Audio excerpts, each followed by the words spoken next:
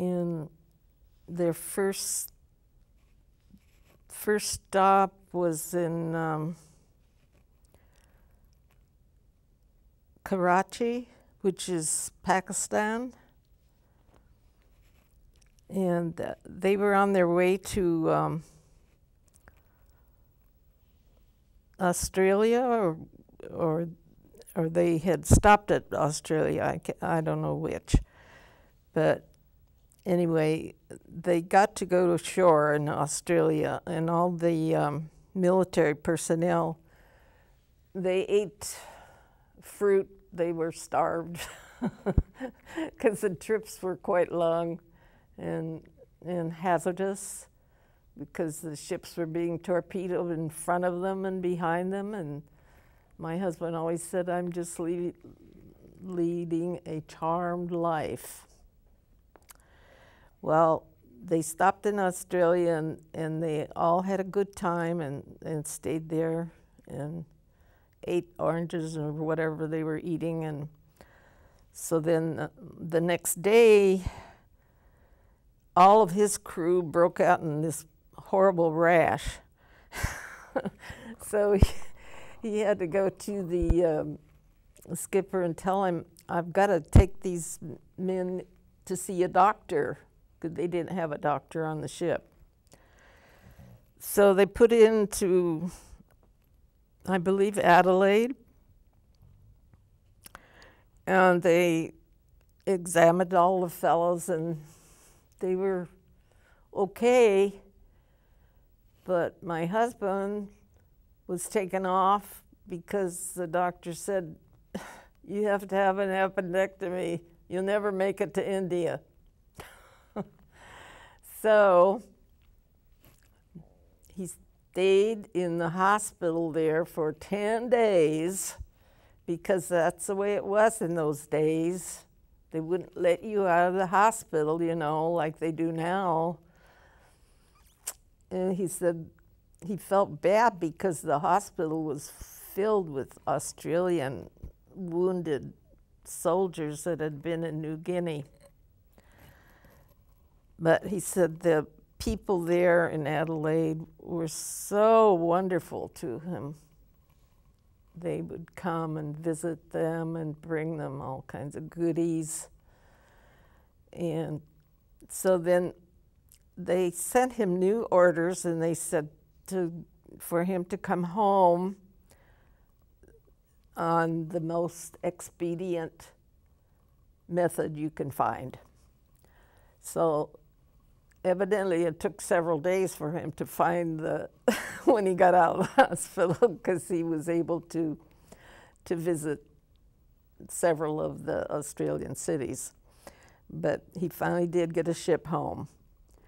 And he was home for a while at the embarkation center. And then he got shipped out again. And this time he made it to India. And he wasn't too happy with what he saw there. It was really dirty, and, you know, for a young fellow that just, you know, out of the small town, and never saw anything like that before. People lying in the streets, and either drunk on the beetle juice or just starving. And it was very upsetting for him. But after they unloaded their supplies and they moved on, they went clear around to the Suez Canal, and they stopped in Egypt for a couple of days, and the Germans were trying to bomb their ship there, but they didn't. They missed. And then they went all the way through the Mediterranean and to New York. When he got in New York, he was to be stationed there but he went to his commanding officer and asked if he could be assigned at the embarkation center in Wilmington. He said, well, if you can pay for your own fare, that'll be fine. So he called me, and we hardly got paid anything in those days, you know, even as an officer. But I had a small allotment, and I had saved a couple $100. So I sent him the money, and he got on the prop plane. Was what they had then. They didn't have the jets yet. And it took, I don't know, 19 hours, I think, to get home. Now, how long does it take? I don't know, 3 or 4 hours. Yeah. But he got home, and he was able to stay home for a while. And then his next assignment, he made 2 or 3 more trips on the Liberty ships. But when he finally got through with that, they sent him to ADAC as a supply officer. While he was there was when they bombed the Japan, and so then the war was drawing to a close. So he was able to come home from there. And that was about it for that part of his life. How did you come back to Riverside? Well, my parents lived here, and at that time, San Pedro was, I had a lot of friends, but it didn't seem like the place that we wanted to have our children grow up. We wanted more of a country life. And even though my husband had a job there, I was telling Bobby he was lining boilers on the ships with bricks, and he got pretty good at it. He came home and started a brick mason business. But before that, he started building our house, because you couldn't rent a house after the war. There was just nothing. And if they found out you had a child, that was even more taboo. And by that time, we had 2 children, 2 boys. And so he joined the 2020 Club. The government was giving the boys $20 a week for 20 weeks or something like that. And so my parents gave us a piece of property, and he started building a house. Well, he didn't know a thing about building a house. After all, he's only about 24 years old. But he went right at it. We're still living there.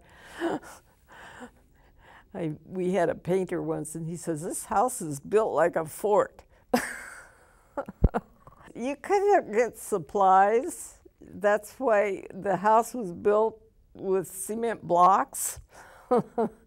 And you couldn't get, we finally were able to buy some windows for the front, and I wanted lots of windows.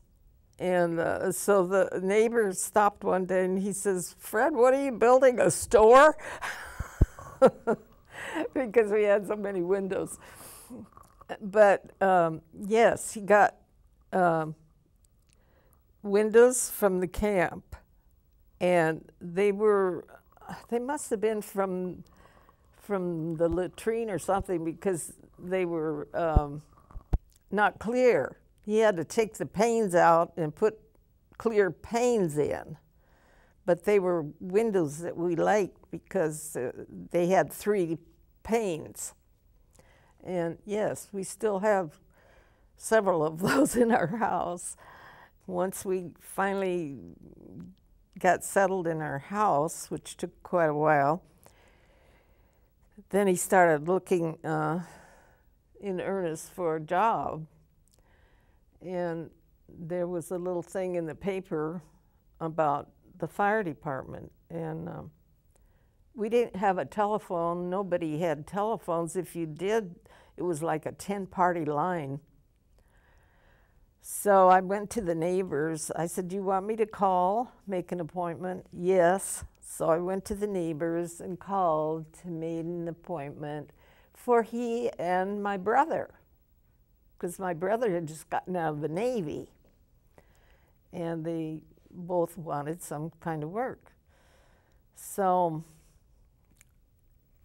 they called them, and for $200 a month, they started working. And so my husband didn't really consider that he would be there very long, but every time they would give a test, he would take the test. And in fact, to begin with, it was all seniority. They didn't give tests. But when they finally started giving tests for promotions, he would take the test and he would get the promotion. And so he kept doing this and doing this. Every time something would come up, he would take the test and he would get the promotion. So finally, he got to be battalion chief, and that was pretty good. And then Bernie Montgomery was the chief at that time, and then my husband became the assistant chief after being a battalion chief. And so he started that, and he was Bernie's right-hand man for some time. Then when Bernie decided to retire, then, well, they interviewed people from out of town, you know, like the city does that. And but they hired my husband, so he became the fire chief. And he really wanted to improve the fire department's image, so he worked very hard with that. And some of the men thought he was too military because he required them to do calisthenics and a lot of things that they didn't really care to do, but they did. And when they would have a parade, they would clown around and shoot water at people, and he said, "No more of that. You're not clowns." He didn't like that at all. And so he insisted that they be more professional. Is that the job he retired from? Yes.